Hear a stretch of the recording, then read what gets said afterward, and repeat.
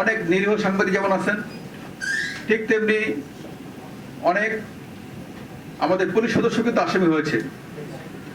Police সদস্যের সংখ্যাটা আপনাদের সাংবাদিক মহল যেটা আপনারা বলেছেন তার থেকে অনেক গুণ বেশি, অনেক বেশি সংখ্যক পুলিশ সদস্য এখানে আসামি হয়েছে। আমরা বারংবার বলেছি, যারা বাদী, যারা মামলার পক্ষ, তারা আমাদের সমাজেরই অংশ।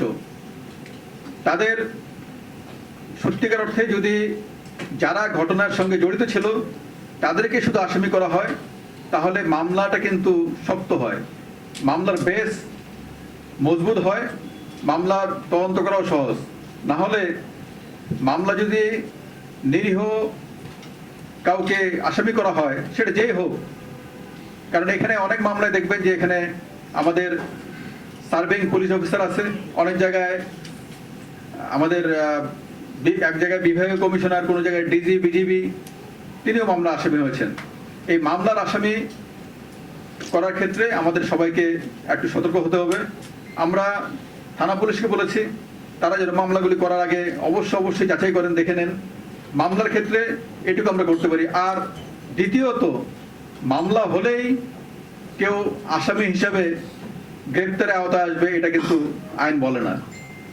আপনারা এটুকু নিশ্চিত থাকতে পারেন, প্রতিটি মামলার ক্ষেত্রে, আর যে ক্ষেত্রে এই ধরনের সাংবাদিক, পুলিশ অফিসার সহ সমাজের গণ্যমান্য ব্যক্তিবর্গ আছেন, নিরীহ লোকজন আছেন, প্রতিটি মামলায় আমরা বিশ্লেষণ করে আমরা একটা পৃথক পর্যন্ত কমিটি করেছি। যে কমিটি আমরা হেডকোয়ার্টার্স থেকে, পুলিশ হেডকোয়ার্টার্স থেকে সুপারভাইজ করছি।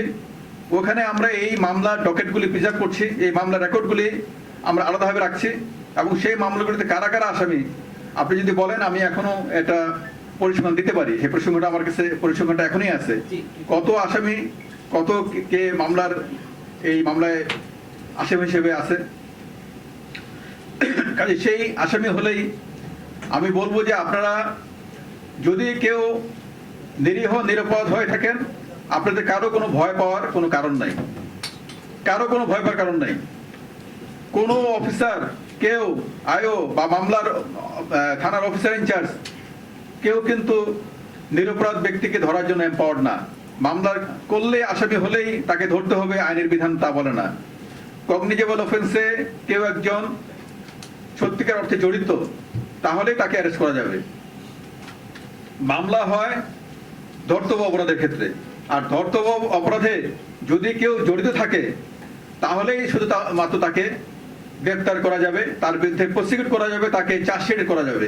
আদারওয়াইজ নিরীহ নিরপরাধ লোককে যদি কেউ আসামি করে, আমাদের যাচাই বাছাইয়ের মধ্যেই সেটাই বের হয়ে যাবে।